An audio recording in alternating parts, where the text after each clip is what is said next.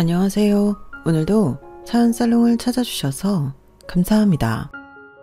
저는 저를 키워준 시댁에 파렴치하게 복수를 해 이혼을 한 30대 여성입니다. 이럴 때 그런 말을 한다고 하더라고요. 검은 머리 짐승 거두는 게 아니라고요. 사실 제가 그 말을 들었어요. 제 면전에 대고 말하더라고요. 그래서 전 웃었어요. 물론 그 인간들이 저와 저희 남매가 힘들 때 어떻게 살아가야 할지 알 수 없을 때 도움을 준 건 맞아요. 하지만 자세한 전말을 살펴보면 아니에요. 오히려 파렴치한 건 그 인간들이죠. 그래서 저는 그 말이 그 인간들이 할 말이 아니라고 생각했어요. 그래서 웃었죠. 저는 오히려 제 복수가 죽은 제 남동생의 한을 우리 가족의 족쇄를 풀어줬다고 생각해요. 그만큼 저는 제 행동이 옳다고 생각해요. 그러니 사연을 들어보시고 그런 제 생각의 옳고 그름을 판단해 주시겠어요? 그럼 사연 시작할게요. 저는 도시 외곽에서 작은 한정식 집을 하는 부부의 둘째 딸로 태어났어요. 한정식 집은 저희 증조할머니부터 시작했고 대대로 이어받아 유지하고 있었죠. 그리고 저에겐 위로 3살 터울의 오빠와 밑으로 7살 터울의 남동생이 있어요. 오빠는 알겠는데 남동생은 왜 7살이나 차이가 나냐고 의문이 드시는 분도 계실 거예요. 저희 부모님도 원래는 오빠와 저 둘만 키우려고 했어요. 그런데 우연하게 남동생이 생긴 거예요. 저희 부모님은 하늘이 주신 마지막 선물이라고 생각하면서 남동생을 낳았어요. 그렇게 저희는 5 식구가 되었고 화목했어요. 저희 마을에서 저희 가족을 모르는 사람은 없었어요. 물론 마을이 작기도 했고 아버지가 이장에 어머니가 부녀회장이기도 해서 모르는 가족이 있는 게 웃겼지만 저희 3남매는 아버지와 엄마를 따라 마을 곳곳을 돌아다니며 참 예쁨을 많이 받았어요. 저희 아버지가 매일 오후마다 마을을 돌아다니는 것을 빼놓지 않았거든요. 그때가 저희 3남매가 초등학생이고 유치원생이어서 학교 하원을 한 뒤였어요. 그래서 아버지와 동행했죠. 그게 저희 3남매의 일과이기도 했어요. 그 일과에 싫다고 토를 다는 사람은 아무도 없었어요. 저희는 아버지와 함께하는 마을지기 일이 즐거웠어요. 아버지는 마을을 돌아다니면서 이건 무슨 작물이고 저건 무슨 나무고 이런 것들을 알려주시기도 했죠. 그 추억을 저는 잊지 못해요. 그렇게 아버지와 마을을 돌아다니며 마을 주민들, 저희에겐 이모나 삼촌, 할머니나 할아버지였죠. 그분들과 인사를 하고 그분들과 이야기하는 아버지를 구경하고 그 집에 사는 진돗개를 귀여워해주고 TV에서 본 것들을 따라하며 재롱도 부리고 그랬어요. 특히나 재롱을 부리면 선물이 나왔죠. 떡이나 과일, 음료나 필기구, 또 용돈을 주실 때도 있었어요. 저는 엄마가 못 먹게 하는 과자 같은 걸 주실 때 얼마나 기분이 좋았는지를 몰라요. 저희 마을은 그만큼 가족 같은 분위기였어요. 예전엔, 그러니까 저희 아버지가 이장이 아닐 땐 그렇진 않았다고 하더라고요. 그런데 저희 아버지가 이장이 된 뒤로 김장도 마을에서 모두 모여서 했고 농번기 때는 자기 일인 것처럼 농사를 하지 않는 집에서도 도와주었어요. 그리고 수확하면 나누기도 하고 각종 가족잔치들을 마을 단위로 하기도 했어요. 뭐 누구누구 할머니 칠순잔치를 마을에서 치르거나 누구누구 자식이 결혼을 한다고 하면 아버지를 포함한 어른들이 가기도 했죠. 또 한 번은 해외여행을 준비하기도 했어요. 물론 그 해외여행은 진행되지 못했어요. 그때 저희 가족에게 재앙이, 그것보다 더 불행한 말이 있다면 그때 일어났거든요. 때는 제가 17살 때예요. 겨울이었고 10살짜리 남동생과 학교를 하고 있었는데 마을 버스를 지나 구급차와 소방차 몇 대가 줄줄이 가고 있는 거예요. 마을 버스에서 내려서 보니 구급차와 소방차가 저희 가게로 들어가고 있더라고요. 저는 무슨 큰일이 났나 싶어서 남동생 손을 잡고 뛰어갔어요. 매캐한 공기가 가득했어요. 콜록콜록 기침을 몇 번 하고 남동생을 그 자리에 두고 안으로 들어갔죠. 그러니 소방관들이 저를 제지하더라고요. 저 이 가게 사장 딸이에요. 무슨 일이에요? 어떻게 된 일이냐고요. 저희 엄마랑 아버지는 무사하죠? 그렇게 물으니 소방관 표정이 좋지 않더라고요. 너 말고 다른 어른은 없니? 오빠나 언니 없어? 오빠는 지금 서울에서 대학 다녀요. 저한테 말씀하시면 되는데. 저희 엄마랑 아버지는요? 지금 어디 계세요? 일단 오빠 전화번호를 좀 줘볼래? 그리고 저는 들것에 실려가는 까맣게 탄 팔을 봤어요. 본능적으로 그게 저희 엄마라고 생각했고 뒤이어가는 두 번째 팔을 아버지라고 생각했어요. 엄마, 아버지. 저희 엄마랑 아버지 맞죠? 그런데 왜 하얀 천을 뒤집어 씌웠어요? 저와 대화를 하던 소방관은 잠깐만 기다려달라며 저희 오빠랑 통화를 하는 데 보였고 저는 다른 소방관을 붙잡고 물었어요. 하지만 아무도 제게 차마 뭐라고 말을 못하는 듯 싶었어요. 그러다 구급차에서 어떤 여자가 내려서 그러더라고요. 안타깝지만 두 분 다 사망하셨습니다. 지금 응급실을 간다고 달라지는 게 없을 것 같습니다. 가까운 장례식장으로 이동을 도와드릴까 하는데 저는 그 이야기를 듣고 털썩 주저앉았어요. 세상이 제게 큰 농담을 던진 것 같았죠.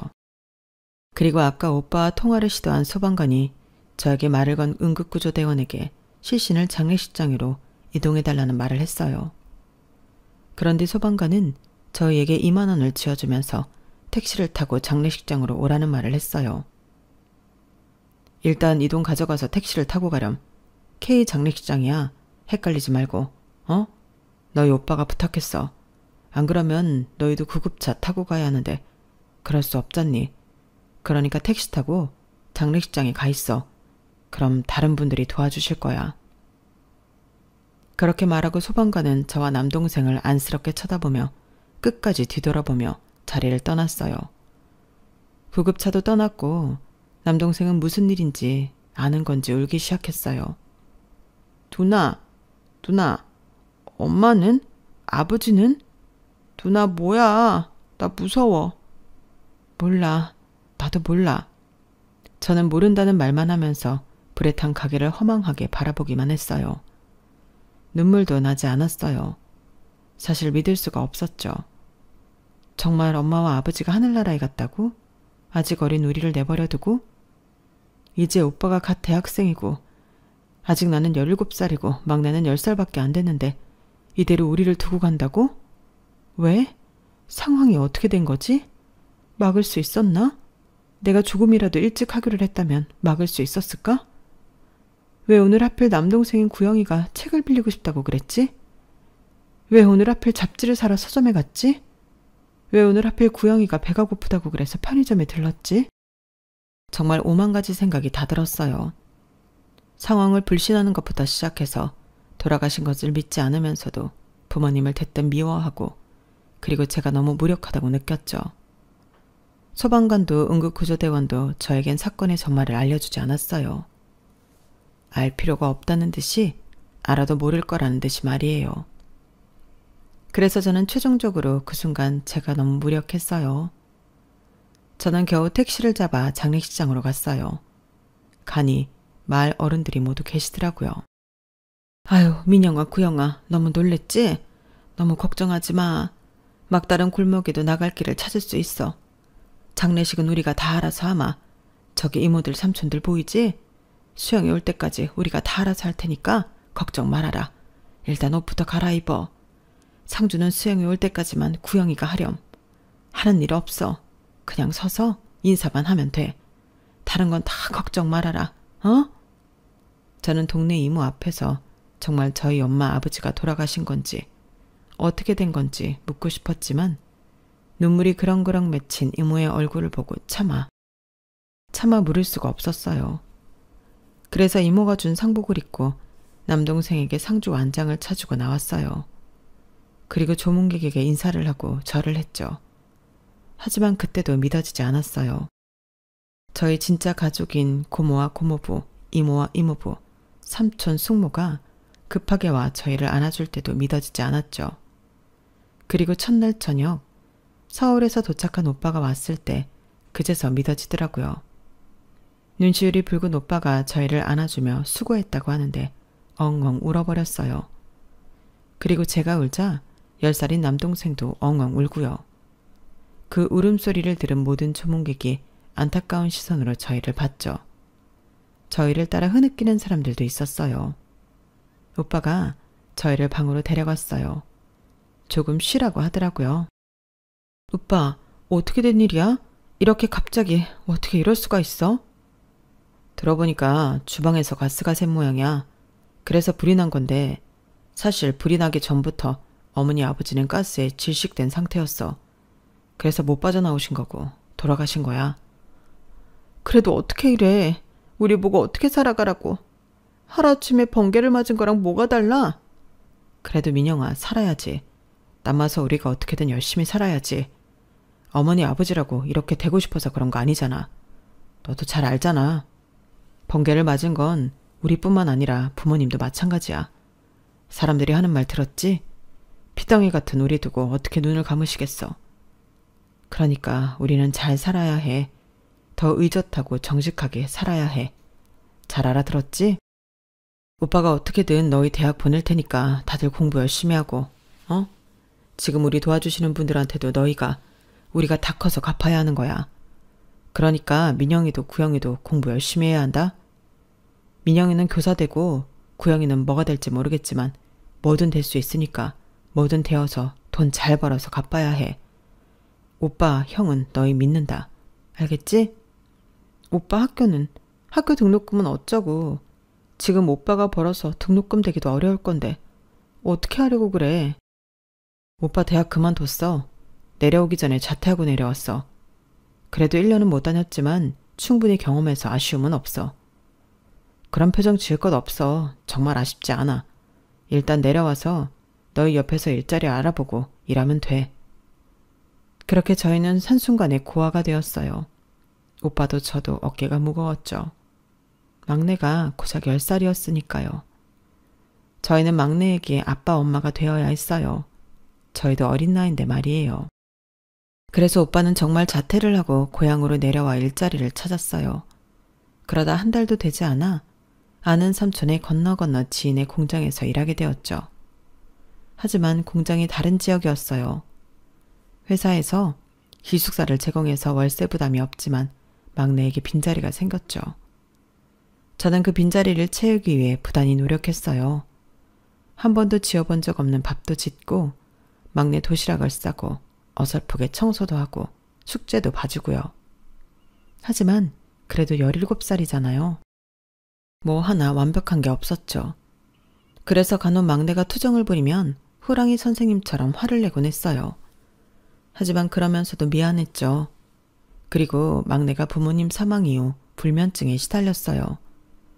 그래서 남동생을 한참이나 어르고 달래면서 재우고 난 뒤에 저는 공부를 시작해야 했어요. 그 시간엔 매일 잠과의 전쟁이었어요. 집안일로 몸이 고단했거든요. 매일 샤프로 허벅지를 찌르며 잠을 이겨내려 했어요. 그리고 다음날 수업에도 집중하기 힘들었죠. 그때도 샤프로 허벅지를 찔렀어요. 그때 흉터가 아직까지 있어요. 그러다 보니 저도 포기해야 하나 싶더라고요. 교사가 되고 싶다는 꿈을, 대학에 가고 싶다는 욕심을 말이에요. 그래요. 저는 말 그대로 제가 욕심을 부리고 있다고 생각했어요. 지금 제 상황에 사치가 아닐까 싶었죠. 더구나 오빠에게 부담을 덜어주고 싶었어요. 오빠는 저와 남동생을 모두 대학에 보내고 싶어 하지만 저라도 포기하고 같이 돈을 벌면 낫지 않을까 싶었죠. 그래서 그런 생각을 오빠에게 말했는데 덜컥 제게 화를 내더라고요. 내가 지금 일하는 건 다 너희들을 대학 보내고 싶어서야. 게다가 너는 지금 충분히 대학에 갈 수 있는 성적인데 안 간다면 다른 사람들이 나를 욕해. 내가 모자라서 그렇게 됐다고 생각한다고. 그러니까 너는 가. 그리고 7년 동안 또 모으면 구영이도 보낼 수 있어. 오빠 그렇게 무능력하지 않아. 그러니까 더 열심히 공부해. 그래도 피부 다 상하게 그러지 말고 일어나서 공부하든지. 오빠는 너 믿는다. 저는 오빠의 그 말이 너무 고마워서 더 열심히 공부했어요. 그리고 그 다음 날부터 민준이네가 저희를 도왔죠. 민준이네는 저희 남동생 친구의 집이에요. 그뿐만 아니라 민준이네 부모님이 저희 부모님 생전에 저희 부모님에게 형님 누님 하면서 따르고 그랬어요. 잘 지냈어요. 같이 식사도 하고 그랬죠. 저희 옆집이기도 하고요. 부모님 장례식에서도 큰 도움을 준 분들 중 한 가족이기도 해요. 민준이네는 저희 부모님 장례식에 3일 내내 있으면서 저희를 도와주었고, 새벽에는 저와 남동생을 재운 뒤에 저희 오빠랑 장례식장을 지켜주었죠. 아마 그래서 오빠가 이모에게 저희 집을 좀 봐달라고 부탁을 한 것 같아요. 오빠와 전화를 한 다음 날부터 이모가 저희 집에 오더라고요. 일주일에 4-5번 오셨는데 그럴 때마다 바리바리 싸들고 오셨어요. 반찬이며 과일이며 간식이며 싸들고 오셨죠. 그리고 저희가 집에 없을 땐 청소를 하고 가셨어요. 베테랑 주부가 청소한 집은 다르구나 라고 저는 느꼈죠. 그리고 삼촌도 오셔서 잡초가 무성하게 자라 지저분한 마당 청소를 해주셨어요. 청소뿐 아니라 꽃도 심어서 예쁘게 사람 사는 집같이 해주셨죠. 그리고 가끔 저녁 식사에 초대해 주기도 했어요. 그럴 때면 밥상다리가 부러질 정도로 차려주셨죠. 저는 그때마다 밥을 2공기씩 먹었어요. 너무 고마워서요. 민준이네는 저희를 객식구라고 생각하지 않았어요. 매번 저희를 조카라고 불렀거든요. 그리고 그걸 제 남동생이 무척 좋아했어요. 이모 삼촌이라고 애교 있게 부르며 잘 따랐죠. 그도 그럴 것이 민준이와 남동생은 정말 친했거든요. 같은 나이에 같은 초등학교에 같은 학원을 다녔으니까요. 하지만 그 생활은 남동생에게 더 큰 결핍을 가져다 줬어요. 가끔 이모한테 엄마라고 하기도 했거든요. 그러니 저는 마음이 짠하면서 왠지 이렇게 둬선 안 된다고 생각했어요. 그래서 남동생을 앞에 앉혀놓고 한 소리를 했죠. 민준이 이모는 이모야. 그것도 우리 핏줄인 이모가 아니라 그냥 이웃인 이모. 그러니까 엄마라고 부른다거나 그래선 안 돼. 아무리 친해도 안 되는 건 안 되는 거야. 내가 엄마가 될 수 없는 거랑 똑같은 거지. 이해했지? 그럼 난 누구를 엄마라고 불러? 추모공원에 엄마 있잖아. 그분만 엄마인 거야. 엄마는 세상에 둘이 될 수 없어. 엄마는 한 분이야. 나는 엄마가 너무 보고 싶어. 그래서 그러는 건데 그래도 안 돼? 안 돼. 그건 신뢰야. 신뢰가 뭔데? 예의가 없는 거야. 형이 그랬지? 반드시 예의는 갖춰야 하는 거라고. 너 이거 형한테 이른다? 그럼 어떻게 되는지 알지? 제가 그렇게 말하자 남동생은 눈물을 글썽이고 고개를 끄덕였어요. 그리고 저는 민준이네 가족이 저녁 식사에 초대하는 것을 몇 번 가지 않으면서 제 힘으로 방을 청소하고 제 힘으로 마당도 정리하고 제 힘으로 밥을 차려 먹었죠. 물론 우여곡절이 많았지만 어찌저찌 할 수 있었어요. 그리고 대학도 떨어지면 더 노력하지 않기로 했어요. 그러자 그런 모습을 본 이모가 조용히 저를 부르더라고요. 너 요새 공부 안 하지? 네? 아, 저희 사정이 무슨 공부인가 싶기도 하고 그래서 너희 부모님이 너 공부 잘한다고 아니 너희 애들 다 영특하다고 얼마나 자랑하고 그랬는 줄 알아? 그런데 네가 이렇게 하면 얼마나 실망하시겠어. 그것도 본인 때문에 이렇게 되었다고 생각하실 텐데 미안하고 실망스러운 딸이 될래? 아니면 자랑스러운 딸이 될래? 그래도 제가 대학 가면 구영이는 어떻게 해요? 오빠도 일하는데 제가 돌봐야죠. 너 내가 우리 조카라고 말하는 거 부담스럽니? 아니요, 감사하죠. 그런데 네가 지금 말하는 건 우리가 해준 게 다 의미가 없었다는 걸로 들리는데? 우리가 있는데 구영이가 무슨 걱정이야. 구영이 걱정 말고 너는 네 할 일을 해. 그리고 우리한테 갚아. 나는 셋 다 우리 자식이라고 생각하고 해주는 거야. 베풀 거고 받을 거야. 그러니까 너무 걱정하지 마. 너 아직 19밖에 안 됐어. 너무 많은 짐을 지려고 하지 마. 이모가 돈은 못 대주지만 그래도 구영이는 민준이랑 같이 키워줄 수 있어. 그렇게까지 말해주는데 제가 어떻게 공부를 놓을 수 있겠어요. 저는 죽어라 공부를 해서 사범대학에 갔어요. 더 좋은 대학도 붙었는데 전액 장학금을 받을 수 있는 대학에 입학했죠.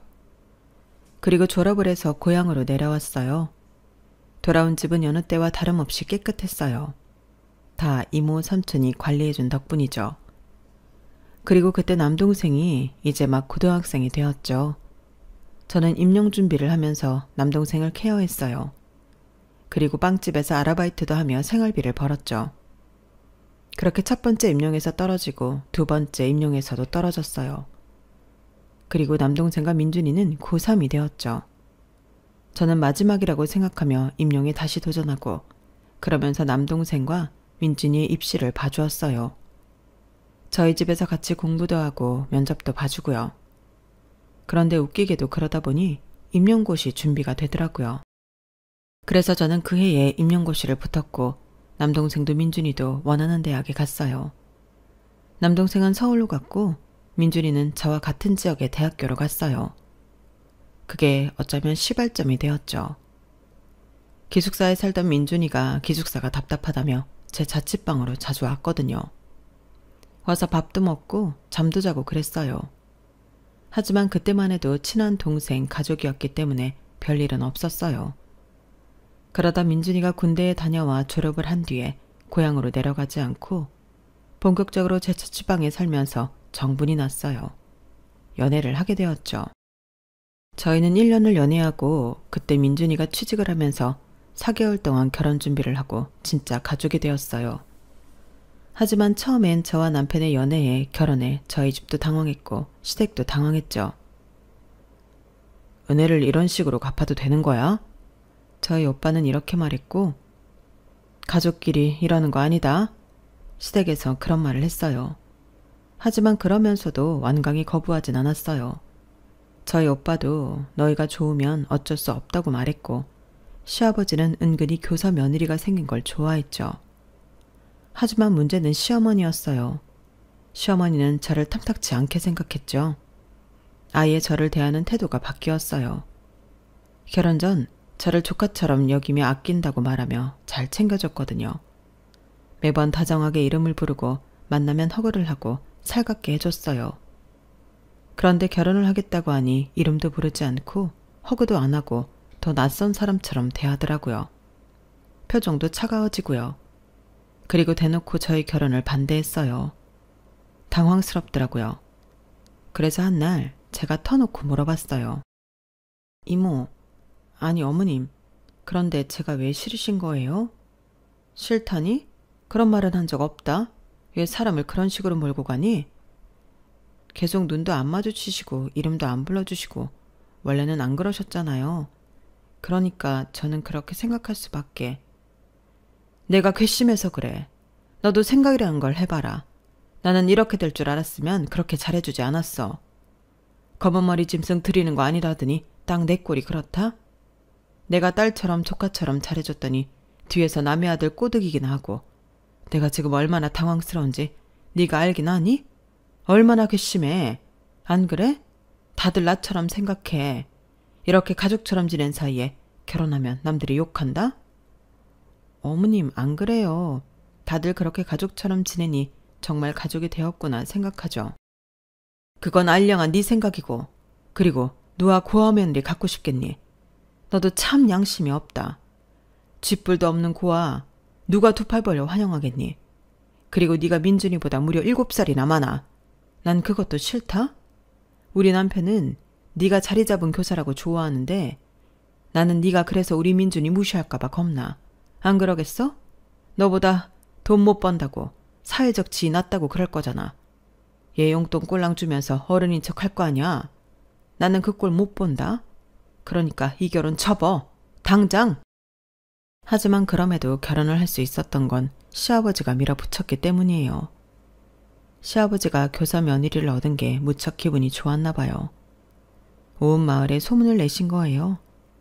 다들 축하한다고 이것저것 주면서 결혼식이 언제냐고 재촉하듯이 물었어요.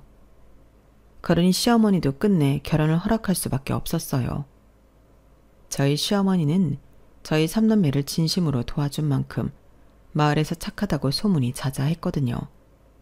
그러니 저희 결혼을 반대하고 있다고 대놓고 말할 수 없었던 거죠. 그걸 다행이라고 해야 하는지 좀 씁쓸하다고 해야 하는지 저는 알 수 없었지만 저와 남편은 웨딩홀에서 한 번, 마을회관에서 한 번 결혼식을 올리고 부부가 되었어요. 결혼을 승낙받는 과정이 저에겐 많이 씁쓸하긴 했지만 저에게 결혼은 특별했어요. 저희 삼남매를 진심으로 도와준 식구들과 완전히 가족이 되었으니까요. 오빠도 저도 남동생도 이렇게 가족이 된 이상 시댁에 보답해야 한다고 생각했어요. 제가 교사가 될 수 있었던 것도, 남동생이 모자람 없이 대학을 입학하고 졸업할 수 있었던 것도 시댁 덕분이니까요. 저희 3남매는 그렇다는 것에 모두 동의했어요. 그래서 저는 시어머니가 저를 탐탁치 않게 생각하든 어쩌든 시댁에서 저희 3남매에게 베푼 은혜를 갚기 위해 정말 열심히 노력했어요. 남편과 제 자취방 근처 아파트에 자리를 잡았지만 자주 시댁에 따로 또 같이 가서 시댁 식구들과 식사도 하고 커피도 마시고 담소도 나누고 시간을 보냈죠. 그리고 고단하신 시부모님을 위해 안마의자도 선물하고 좋은 화장품도 사서 드렸어요.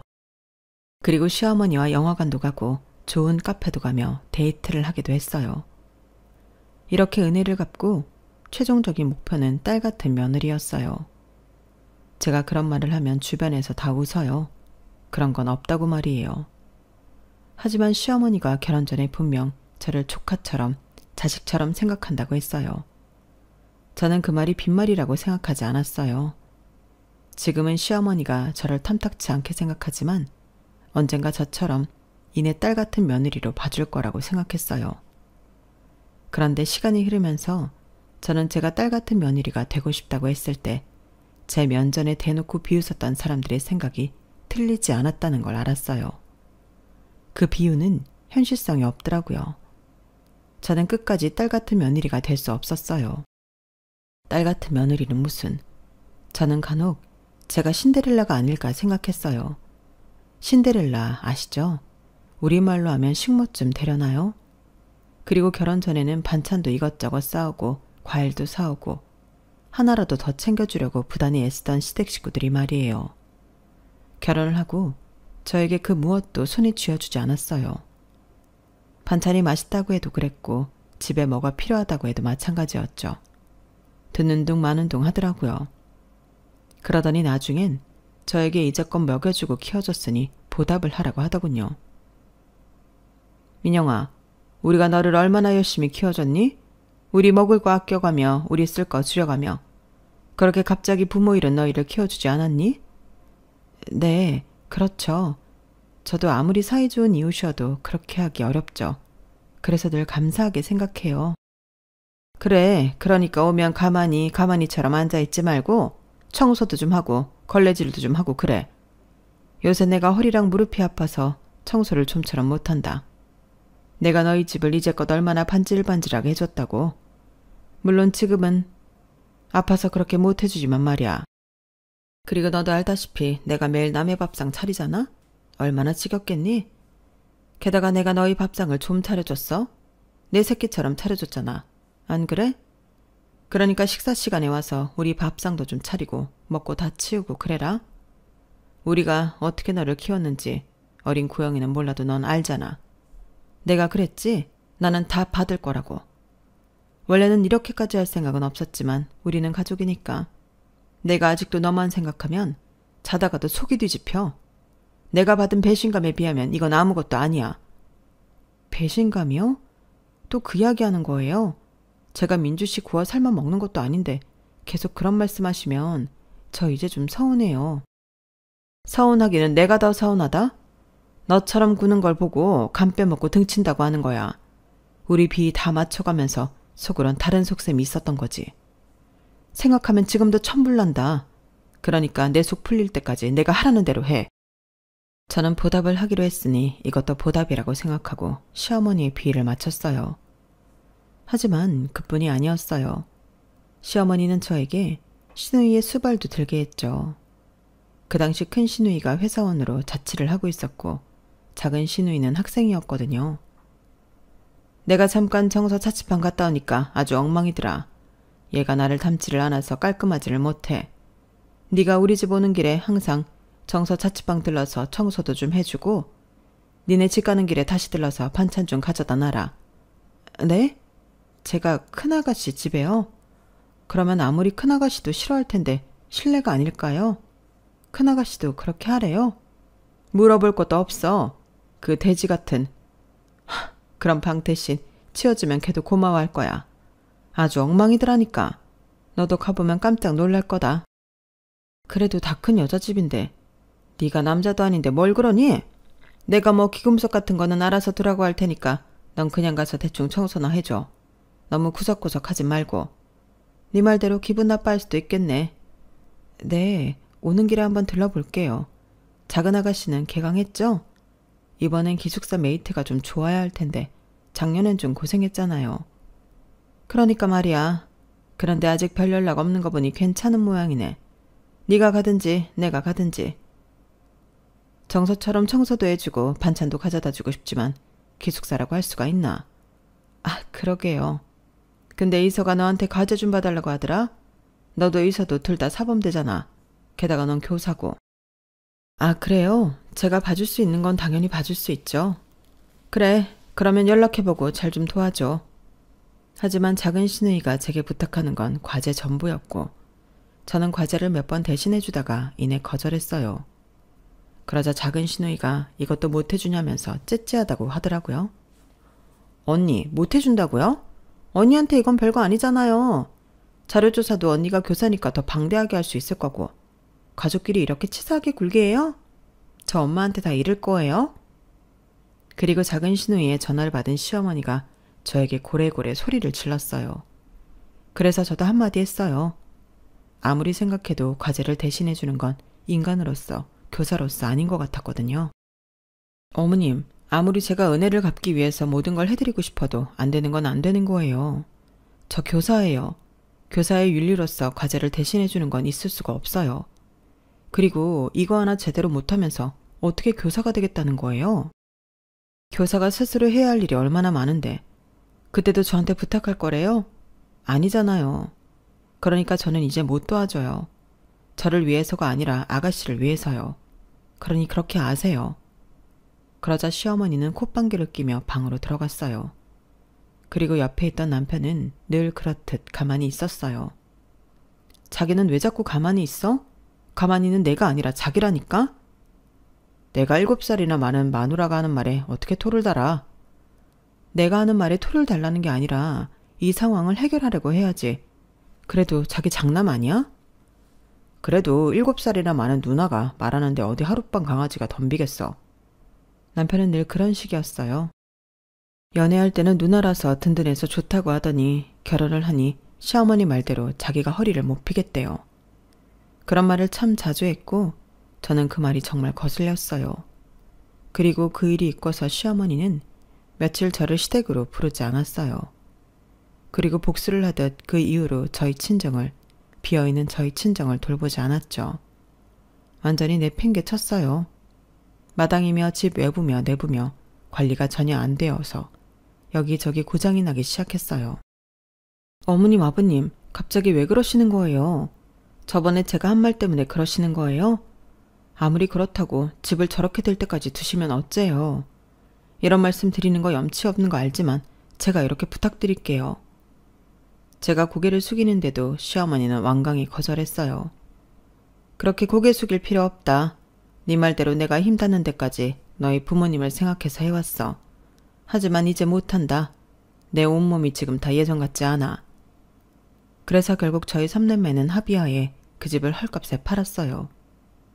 그렇게 저희 친정은 3남매가 모일 공간은 사라졌어요.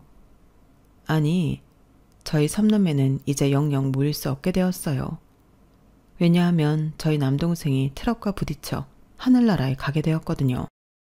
저희 3남매는 몇 개월간 서로의 일을 하느라 모이지 못했다가 남동생의 장례식을 계기로 모이게 되었어요. 물론 남동생은 영정사진 속에 있었지만요. 저와 오빠는 당황스럽고 염치가 없어서 눈물도 흘리지 못했어요. 얼이 빠진 얼굴로 조문객을 받았죠. 그리고 남동생의 사망 소식에 저희 시댁 식구들도 왔어요. 처음엔 그래도 식구라고 고맙더라고요. 그리고 처음엔 시댁 식구들도 조문객을 받고 음식을 나르며 도와주기도 했고요. 그런데 갑자기 시댁 식구들이 테이블 가운데에 3, 4, 5 모여 왁자지껄 떠들더라고요. 그리고 중국집 배달원이 빈소로 들어왔어요.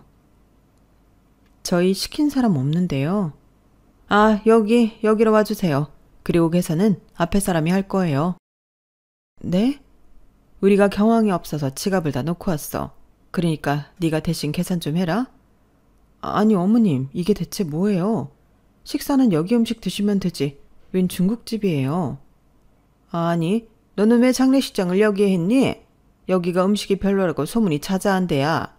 귀한 조문객 봤는데 이런 것도 신경 안 쓰고 뭐 했어? 다들 음식 남기고 그냥 가더라. 이렇게 하면 욕은 죽은 네 남동생이 먹는 거야. 얘가 뭘 모르네? 그러면서 음식 비닐을 뜯기 시작하더라고요. 저는 눈치 없이 앉아있는 남편을 노려봤어요. 남편이 제 눈치를 보더니 저 대신 배달원에게 카드를 내밀었어요. 그리고 시어머니는 그 꼴을 보며 혀를 끌끌 찼죠. 얘 눈 좀 봐요. 내가 이래서 7살이나 많은 애한테 우리 아들 장가 보내기 싫었다니까? 아주 애를 죽일 듯이 노려보네. 너 그러다 벌 받는다? 엄마, 그냥 냅두고 이리 앉아요. 그래도 여긴 소주가 공짜니까 좋잖아. 우리 가족 오랜만에 술 한잔 하는데 앉아요. 시누이들이 그렇게 말하는데 저는 정말 속에서 천불이 날 것 같았어요. 아니 다들 여기서 뭐 하는 거냐고요. 대체 이럴 거면 여기 왜 오셨어요?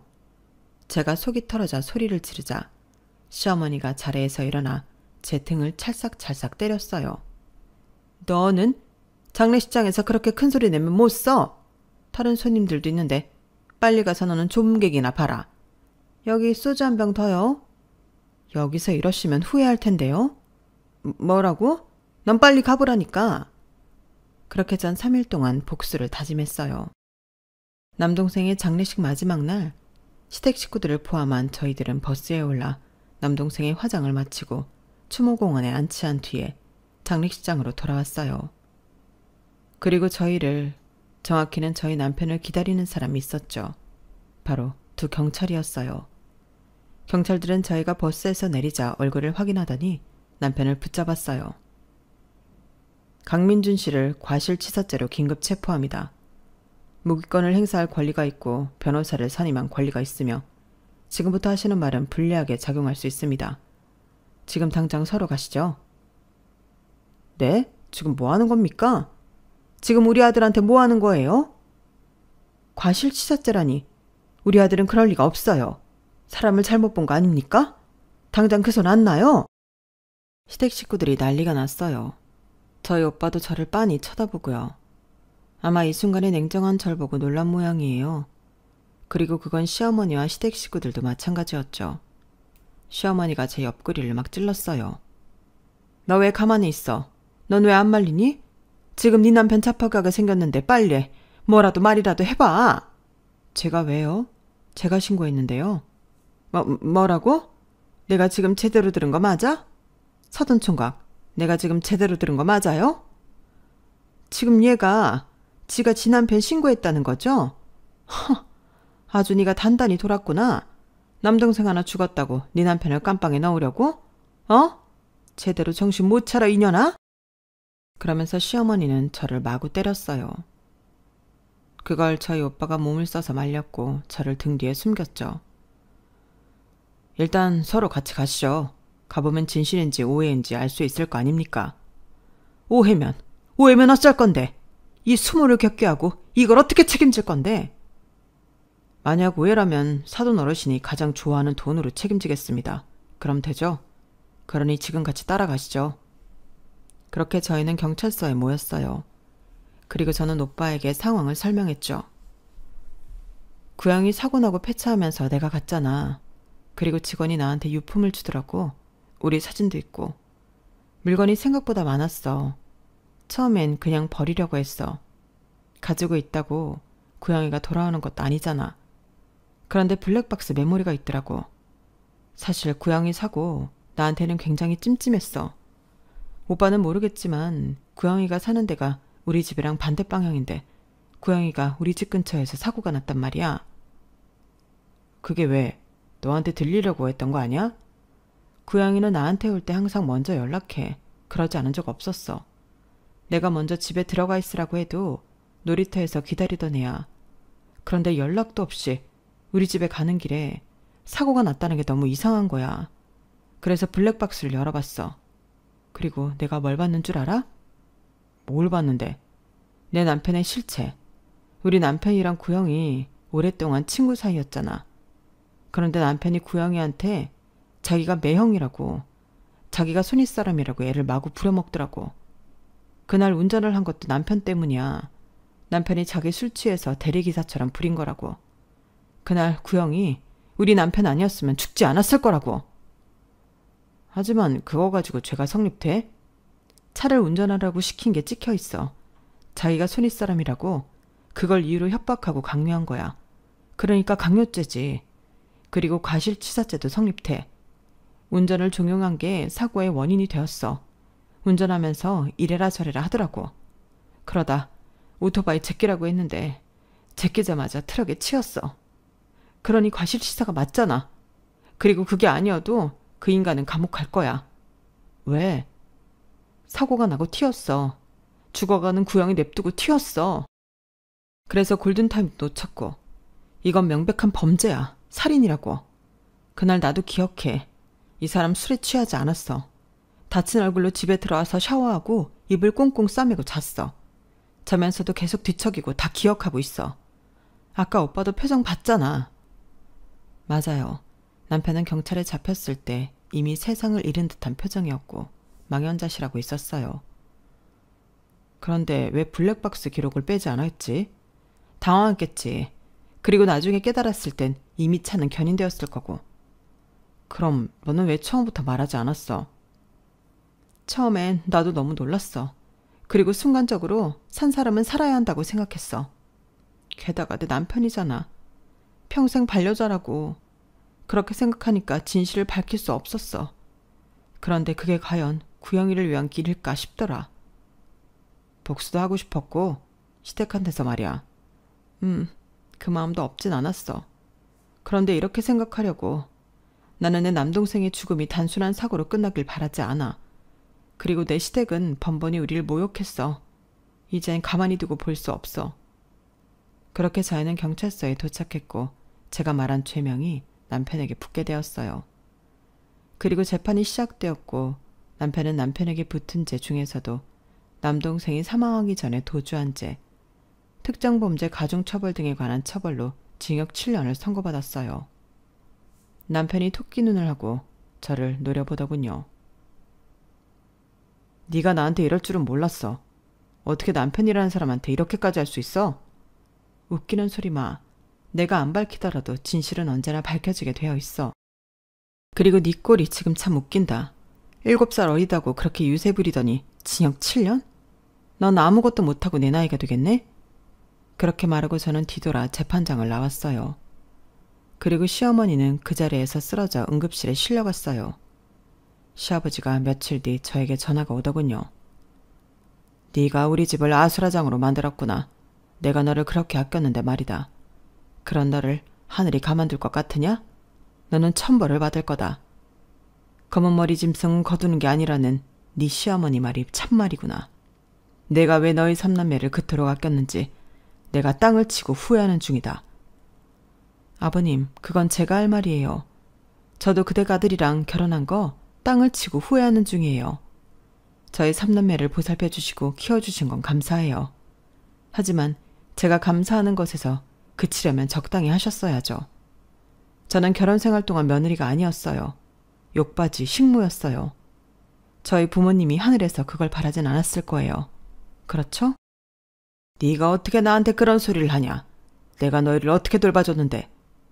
하지만 아버님, 돈 다 받으셨잖아요. 저희 오빠한테 저희 키우는 비용 다 받으신 거잖아요. 그 돈 받아서 하신 거면서 떵떵거리면 안 쪽팔려요? 이제 키워줬다는 말 하지 마세요. 그리고 곧 이혼 서류 갈 거니까 그댁 아들한테 잘 전해주시고 아무쪼록 아무 일 없게 이혼할 수 있게 해주세요. 아니면 지금 같은 일, 지금보다 더한 일이 벌어질지도 몰라요. 지금 나를 협박하는 거냐? 네, 그래야 제가 사니까요. 그렇게 전 남편과 합의 이혼까지 했어요. 이제 완벽히 남남이 되었죠. 저는 제 행동을 후회하지 않아요. 그때도 지금도 제 폭로가 동생의 한을 풀고 오빠와 저의 족쇄를 푼 일이라고 생각하니까요. 그리고 제가 검은 머리 짐승이라고 생각하지도 않고요. 오늘 저는 새로 부임받은 학교에서 첫 출근을 했어요. 저는 저의 새 시작을 응원하려고 합니다. 여기까지가 제 사연입니다. 들어주셔서 감사드려요. 모든 분들의 앞날이 반짝반짝 빛나기를 바랍니다. 여러분, 사연 댓글에 응원과 현명한 조언 부탁드려요. 좋아요와 구독은 저에게 큰 힘이 됩니다. 오늘도 좋은 일 가득하세요.